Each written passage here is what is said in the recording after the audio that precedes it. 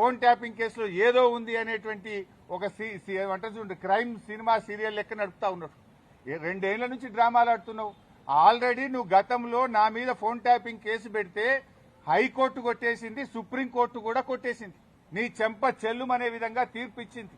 నువ్వు పెద్ద పెద్ద అడ్వకేట్లను, రాష్ట్ర ప్రభుత్వ డబ్బులను, కోట్లాది రూపాయల డబ్బులు ఖర్చు పెట్టి పెద్ద పెద్ద న్యాయవాదులను పెట్టినావు నా మీద. ఎంత పెద్ద న్యాయవాదులను పెట్టినా న్యాయం నా వైపు ఉంది గనక, మేం తప్పు చేయలేదు గనక, ధర్మం మా వైపు ఉంది గనక హైకోర్టులోకి మేము గెలిచాం. సుప్రీంకోర్టు కూడా నీ చెంప చెల్లుమనే విధంగా నువ్వు స్పెషల్ లీవ్ పిటిషన్ వేస్తే కూడా కొట్టివేసింది. న్యాయం నిలబడ్డది, ధర్మం నిలబడ్డది. అయినా నువ్వు మళ్ళీ పిలుస్తున్నావు. సుప్రీంకోర్టే కొట్టేసినాక మళ్ళీ పిలుచుడేంది డ్రామా? ఏంది డ్రామా? ఎన్ని రోజులు ఈ డ్రామా నడుపుతావు? 2 సంవత్సరాలు దాటిపోయింది.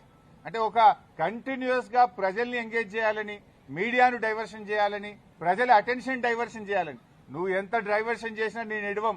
నీ బొగ్గు కుంభకోణం గురించి నిలదీస్తూనే ఉంటాం. నువ్వు ఆంధ్రాకు అమ్ముడుపోయిన విధానాన్ని నిలదీస్తూనే ఉంటాం. ఎల్టీపీ పాలసీ ఇండస్ట్రీ కుంభకోణం గురించి నిలదీస్తూనే ఉంటాం. నీ పవర్ స్కామ్ గురించి నిలదీస్తూనే ఉంటాం. నీ యొక్క అవినీతి బాగోతాలు అన్ని కూడా బయట పెడుతూనే ఉంటాం. 6 గ్యారంటీల కోసం తెలంగాణ ప్రజల పక్షాన నిన్ను ప్రశ్నిస్తూనే ఉంటాం.